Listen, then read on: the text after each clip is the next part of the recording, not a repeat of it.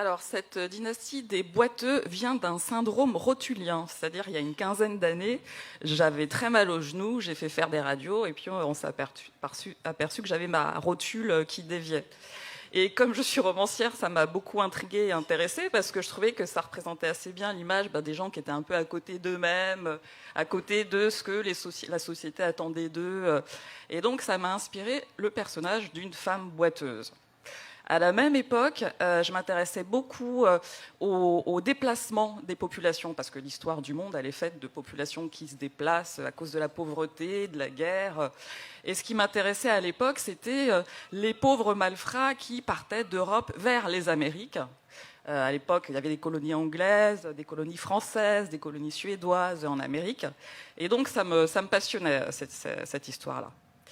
Et à la même époque, comme je suis très éclectique dans mes lectures, dans un autre bouquin, je suis tombée sur un personnage qui m'a fascinée, qui s'appelle Benjamin Banneker, et qui est entré dans l'histoire comme étant le premier homme noir à avoir écrit un almanach. Donc en fait, on a complètement oublié qu'il avait écrit un almanach et qu'il était astronome et que c'était le sens de sa vie. Et il est devenu juste un homme noir. Donc tout ça s'est mélangé. Et c'est devenu une grande fresque familiale qui part d'une matriarche anglaise.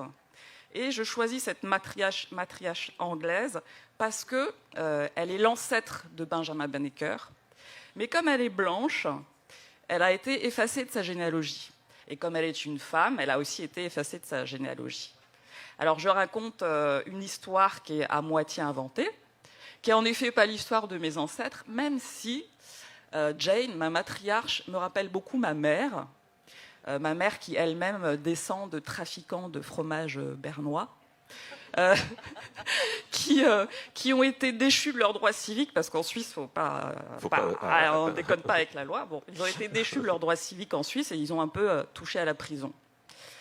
Donc Jane me rappelle un peu, enfin voilà, il y a des cousinages. Elle, Jane, après avoir été esclave,